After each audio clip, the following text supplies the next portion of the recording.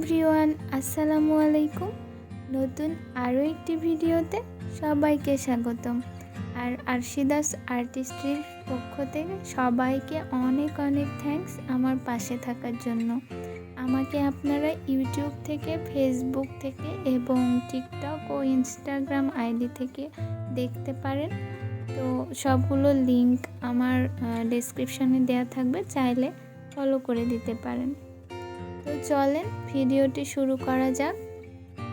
এখানে আমি একটি হাফ সিল্ক শাড়ি নিয়ে নিয়েছি, আর শাড়িটা একদম কাঁচা হলুদ কালারের মতো দেখতে। প্রথমেই শাড়িটাকে একদম টান টান করে সেট করে নিয়েছি।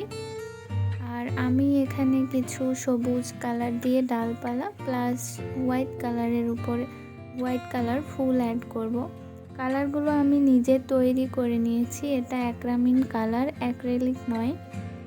হোয়াইট পেস্ট, কাঁচা রং এবং এনকে বাইন্ডার দিয়ে কালারগুলো তৈরি করে নিয়েছি।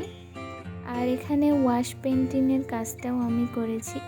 প্রথমে আমি কিছু নিজের আন্দাজ মতো ডালপালা এঁকে নিয়েছি।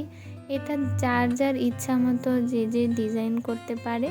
তো এটা আমার একটা কাস্টমাইজ অর্ডার ছিল।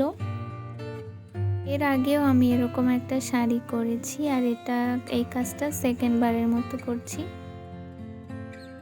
পুরো ডালপালা সব কিছু এঁকে নেওয়ার পর আমার কাস্টমারের এই সবগুলো অর্ডার একসাথে ছিল, সুপারি পাতার প্লেট, পাঞ্জাবি এবং এই শাড়িটা। তো যাই হোক, এখানে সব ডালপালাগুলো এঁকে নেওয়ার পর আমি হোয়াইট কালার দিয়ে কিছু কলির ন্যায় করে নিচ্ছি। আর হোয়াইট কালার দিয়েই আবার আমি ফুলগুলো এঁকে নিব।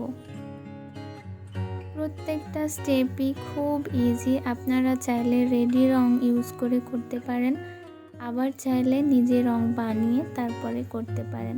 এক্ষেত্রে একটু রং বানানোর যে নিয়ম সেটা জানতে হবে। আমার চ্যানেলে আপনারা এই ভিডিওটাও পেয়ে যাবেন, আমি কিভাবে রং তৈরি করি বা রং তৈরি করার পদ্ধতিটা। এখানে আমি হোয়াইট কালার দিয়ে ফুলগুলো অ্যাড করে নিচ্ছি। আমি রাউন্ড 6 সাইজের এখানে ব্রাশ ব্যবহার করেছি। আর সব শেষে সবগুলো কাজ শুকিয়ে যাওয়ার পর আমি একটা ফ্ল্যাট ব্রাশের সাহায্যে পুরো শাড়ির যে অংশে আমি কালারগুলো ছড়িয়ে নিব সেই অংশটাতে আমি পানিগুলো ব্রাশ করে নিচ্ছি।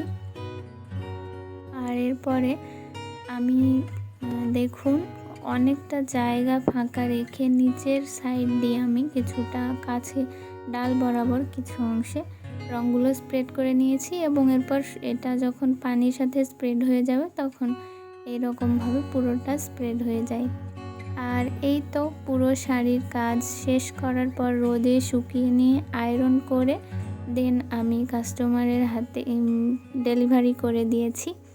আজকের ভিডিওটা এ পর্যন্তই। কেমন লেগেছে আপনাদের কাছে কাজটি এবং আমার ভিডিওটি কমেন্টে অবশ্যই জানাবেন, এবং আমার চ্যানেলের পাশেই থাকবেন।